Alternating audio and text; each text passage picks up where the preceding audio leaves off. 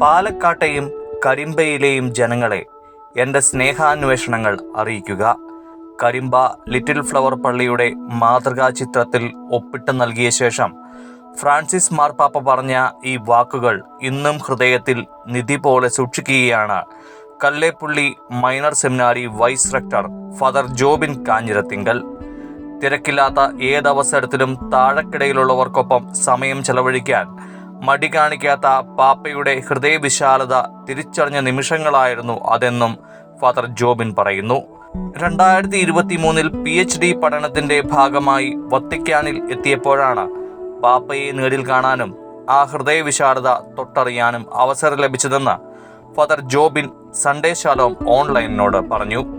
എൻ്റെ പേര് ഫാദർ ജോബിൻ കാഞ്ഞിരത്തിങ്കൽ, പാലക്കാട് രൂപത.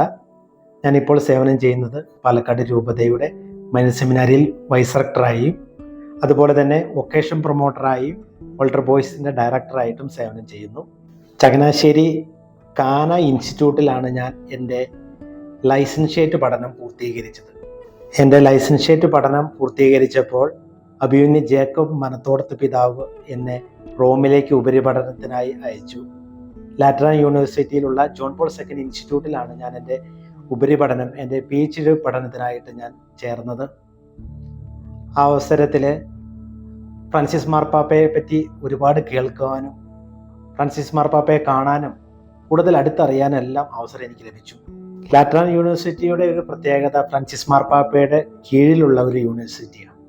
അതുകൊണ്ട് തന്നെ എല്ലാ വർഷവും ഫ്രാൻസിസ് മാർപ്പാപ്പ പല പ്രാവശ്യം ആ യൂണിവേഴ്സിറ്റിയിൽ വരാറുണ്ട്. ഞാൻ ആ ചെന്ന വർഷവും മാർപ്പാപ്പ അവിടെ വന്നു.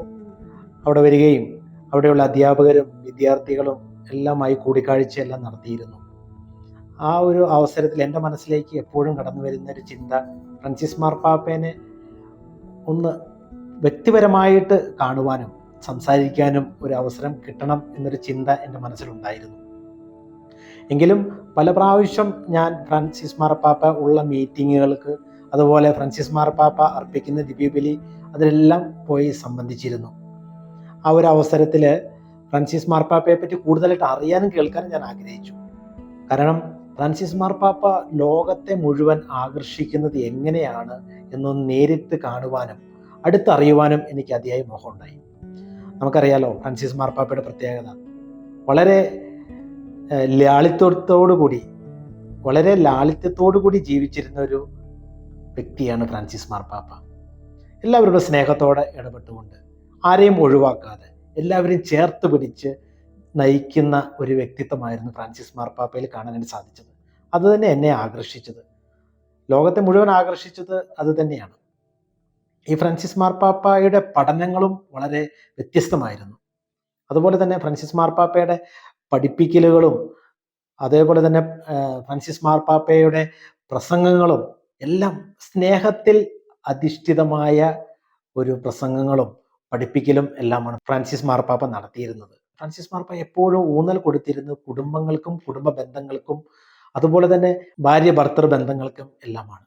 മാതാപിതാക്കന്മാരും മക്കളും, അങ്ങനെ കുടുംബത്തിൻ്റെ ഒരു മഹനീയത വർണ്ണിക്കുന്ന, അത് എടുത്തു കാണിക്കാനായിട്ട് ഫ്രാൻസിസ് മാർപ്പാപ്പ എപ്പോഴും പ്രാധാന്യം നൽകിയിരുന്നു. അതുകൊണ്ട് തന്നെ ഞാൻ ഫ്രാൻസിസ് മാർപ്പാപ്പയുടെ കുടുംബ ദർശനങ്ങളിൽ ഊന്നിയുള്ള ഒരു പഠനമാണ് ഞാൻ നടത്തിയത്. മാർപ്പാപ്പ എപ്രകാരമാണ് കുടുംബത്തെ കാണുന്നത്, അല്ലെങ്കിൽ കുടുംബത്തിൻ്റെ മഹനീയത മാർപ്പാപ്പ എങ്ങനെയാണ് വർണ്ണിച്ചിരിക്കുന്നത്, അത് കൂടുതലായിട്ട് അറിയുവാനും അതിനെപ്പറ്റി പഠനം നടത്തുവാൻ ഞാൻ ആഗ്രഹിച്ചു. അതിൻ്റെ ഭാഗമായിട്ട് കുടുംബങ്ങളെ പറ്റി മാർപ്പാപ്പ നടത്തിയ പ്രസംഗങ്ങൾ, പഠിപ്പിക്കലുകൾ എല്ലാം ഞാൻ കൂടുതൽ അടുത്തറിഞ്ഞു, മനസ്സിലാക്കി. മാർപ്പാപ്പ തൻ്റെ ജീവിതത്തിൽ പഠിപ്പിച്ച കാര്യങ്ങളെല്ലാം ജീവിച്ച് കാണിച്ചിരുന്നു. അത് വളരെയേറെ സന്തോഷം തരുന്നൊരു കാര്യമാണ്. അങ്ങനെ എൻ്റെ പഠനം മുന്നോട്ട് പോയി വളരെ സന്തോഷത്തോടു കൂടി.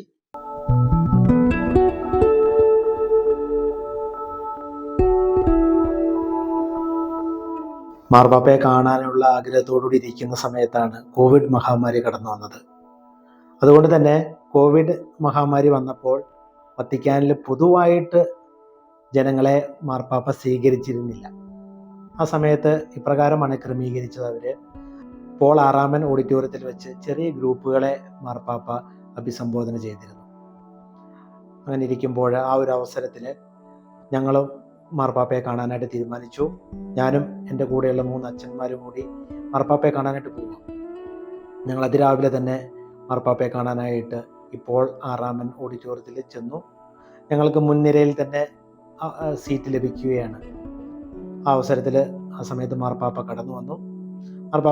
എല്ലാ വിശ്വാസികളെയും ആശീർവദിച്ചു, എല്ലാവരോടും സംസാരിച്ചു. അതിനുശേഷം മാർപ്പാപ്പ പതിവ് പോലെ എല്ലാ ആളുകളുടെ അടുത്തേക്കും ഇറങ്ങി വരികയാണ്. അങ്ങനെ ഓരോരുത്തരുടെ അടുത്ത് വന്ന് അവരോട് ചെറിയ രീതിയിൽ സംസാരിക്കും, അവർക്കൊരു ആശീർവാദം കൊടുക്കും. അങ്ങനെ കടന്നു വന്ന് അവസാനം എൻ്റെ അടുത്തും എത്തുകയാണ്. വളരെയേറെ സന്തോഷവും അഭിമാനവും എല്ലാം തോന്നിയൊരു നിമിഷമായിരുന്നു അത്. അങ്ങനെ സന്തോഷത്തോടുകൂടി മാർപ്പാപ്പയെ കണ്ടപ്പോൾ ആദ്യം തന്നെ ഞാൻ സ്തുതി പറഞ്ഞു, മാർപ്പാപ്പയുടെ കരങ്ങൾ ചുംബിച്ചു. മാർപ്പാപ്പയോട് ഞാൻ പറഞ്ഞു, ഞാൻ കേരളത്തിൽ പാലക്കാട് രൂപതയിൽ നിന്നുള്ളൊരു വൈദികനാണ്. ആ സമയത്ത് മാർപ്പാപ്പയെ കാണാനായിട്ട് പോയപ്പോൾ യാദൃശ്ചികമായിട്ട് 2 പടം എൻ്റെ കയ്യിൽ ഞാൻ കരുതിയിരുന്നു. ഒന്ന് എൻ്റെ കുടുംബത്തിൻ്റെ ചിത്രമായിരുന്നു, മറ്റൊന്ന് എൻ്റെ മാതൃ ഇടവകയായ കരിമ്പ ലിറ്റിൽ ഫ്ലവർ ചർച്ചിൻ്റെ, അത് പണി നടന്നുകൊണ്ടിരിക്കുന്ന സമയമാണ്. അപ്പോൾ അതിൻ്റെ ഒരു രേഖാചിത്രം കൂടി എൻ്റെ കയ്യിലുണ്ടായിരുന്നു. അങ്ങനെ ആദ്യം ഞാൻ എൻ്റെ കുടുംബചിത്രം മാർപ്പാപ്പയെ കാണിച്ചു. മാർപ്പാപ്പ വളരെ ആകാംക്ഷയോടുകൂടി താല്പര്യപൂർവ്വം ആ ചിത്രത്തിൽ നോക്കി. അതിനുശേഷം ഇതാരാണെന്നെല്ലാം ചോദിച്ചു. അപ്പോൾ ഞാൻ പറഞ്ഞു, അപ്പനാണ്, അമ്മയാണ്, സഹോദരങ്ങളാണ്, എല്ലാം കാണിച്ചു കൊടുത്തപ്പോൾ മാർപ്പാപ്പ പറഞ്ഞു, അവർക്കൊരു ആശീർവാദം എന്നെ നൽകണം, എന്നെ അന്വേഷണം പറയണമെന്ന് പറഞ്ഞിട്ട് ആ പടത്തിൽ ആശീർവദിച്ചു. അതിനുശേഷം അതിൻ്റെ പ്രതീകമായിട്ട് മാർപ്പാപ്പ തൻ്റെ സൈൻ, തൻ്റെ ഒപ്പ് ആ പടത്തിലിടുകയാണ്. അതിനുശേഷം എൻ്റെ കയ്യിലിരുന്ന 2ാമത്തെ ചിത്രത്തിലേക്ക് മാർപ്പാപ്പ നോക്കിയിട്ട് ചോദിച്ചു അതെന്താണെന്ന്. അപ്പോൾ ഞാൻ പറഞ്ഞു, ഇതെൻ്റെ മാതൃ ഇടവകയായ കരിമ്പ ദേവാലയത്തിൻ്റെ ചിത്രമാണ്, അതിന് പണി നടന്നുകൊണ്ടിരിക്കുകയാണെന്ന് ഞാൻ പറഞ്ഞു. മാർപ്പാപ്പ വളരെ താല്പര്യത്തോടുകൂടി ആ പടം തൻ്റെ കയ്യിൽ വാങ്ങി. എന്നിട്ട് മാർപ്പാപ്പ അതിനെ ആശീർവദിച്ചു. അതിൻ്റെ പ്രതീകമായിട്ട് ജനങ്ങളോട് തൻ്റെ അന്വേഷണം പറയണമെന്ന് പറഞ്ഞിട്ട് മാർപ്പാപ്പ അതിൽ സൈൻ ചെയ്യുകയും തൻ്റെ ഒപ്പ് ചാർത്തി. മാർപ്പാപ്പ വളരെ താല്പര്യത്തോടുകൂടി ഇത് ചെയ്തത്. എന്നിട്ട് എന്നോട് പറഞ്ഞു, കരിമ്പ നിവാസികൾക്കും അവിടെയുള്ള എല്ലാ ജനങ്ങളോടും എൻ്റെ അന്വേഷണം പറയണം, എൻ്റെ ആശീർവാദം അവർക്ക് നൽകണം എന്ന് പറഞ്ഞ് സന്തോഷത്തോടെ ആ പടം എന്നെ തിരിച്ചേൽപ്പിച്ചു. വളരെ താല്പര്യത്തോടുകൂടി സന്തോഷത്തോടുകൂടി ഞാൻ ആ പടവുമായി ആ പോളാറാമൻ ഓഡിറ്റോറിയത്തിൽ നിന്ന് പുറത്തേക്ക് വന്നത്. ആ ഒരു സന്തോഷത്തിൽ തന്നെ ആ സമയത്ത് തന്നെ ഞാൻ ഇടവക വികാരിയായ നിമീഷ് അച്ഛനെ ഫോൺ ചെയ്ത് ഞാൻ പറഞ്ഞു, ഈ സന്തോഷ വാർത്ത അറിയിച്ചു. അച്ഛൻ ഉടനെ തന്നെ അത് ഇടവക ജനങ്ങളെല്ലാം അറിയിച്ചു. അത് വളരെയേറെ ഒരു സന്തോഷത്തിൻ്റെ നിമിഷം തന്നെയായിരുന്നു.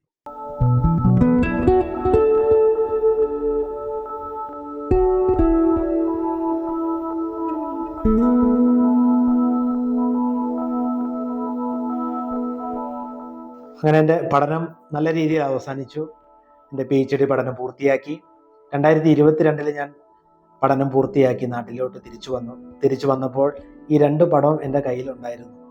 ഭദ്രമായി സൂക്ഷിച്ചിരുന്ന ആ പടം ഞാൻ കൊണ്ടുവന്ന് എൻ്റെ വികാരിയായിരുന്ന നിമീഷ് അച്ഛനെ ഏൽപ്പിച്ചു. അച്ഛനത് ഇടവക്കാരെ കാണിക്കുകയും ഇടവക്കാർക്ക് എല്ലാവർക്കും വളരെ സന്തോഷമായി. അത് ഇന്നും കേടുകൂടാതെ കരിമ്പ ഇടവകയിൽ സൂക്ഷിച്ചിട്ടുണ്ട്, ഒരു ഓർമ്മയായിട്ട്.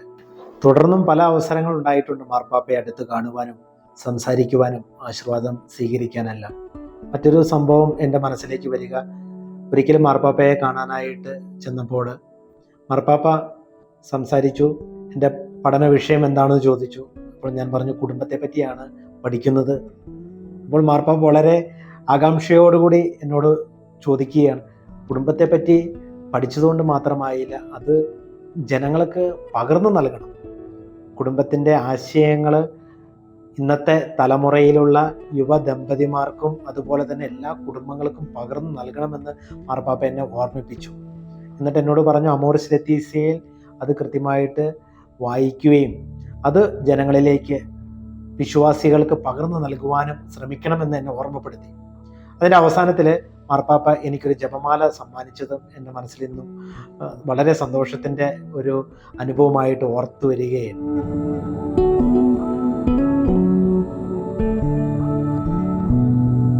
മറക്കാനാവാത്ത ഒരുപാട് ഓർമ്മകൾ എൻ്റെ ജീവിതത്തിലുണ്ട്.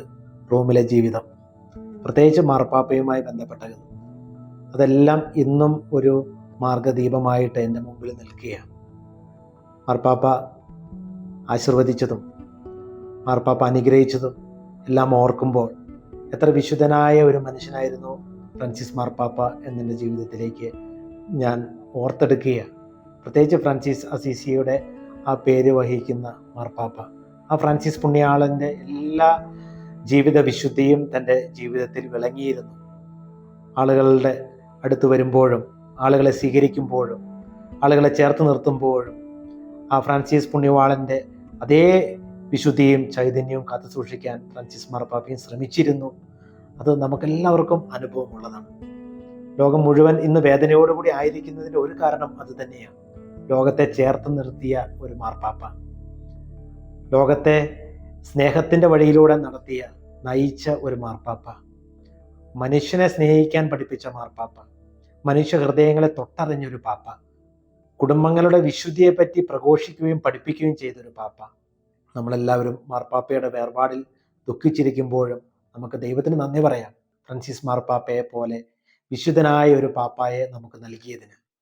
ലോകത്തിൻ്റെ മുമ്പിൽ മാർഗദീപമായിട്ട് ഈശോയുടെ വിശുദ്ധി, ഈശോയുടെ സ്നേഹവും ഈശോയുടെ ലാളിത്യവും ഈ ലോകത്തിന് മുമ്പിൽ ജീവിക്കുന്ന മാതൃകയായിട്ട് കാണിച്ചു നൽകിയതിന്, ആ ജീവിത വഴിയിലൂടെ സഞ്ചരിക്കുവാനുള്ള കൃപ ലഭിക്കാനായിട്ട് നമുക്ക് ഓരോരുത്തർക്കും പ്രാർത്ഥിക്കാം.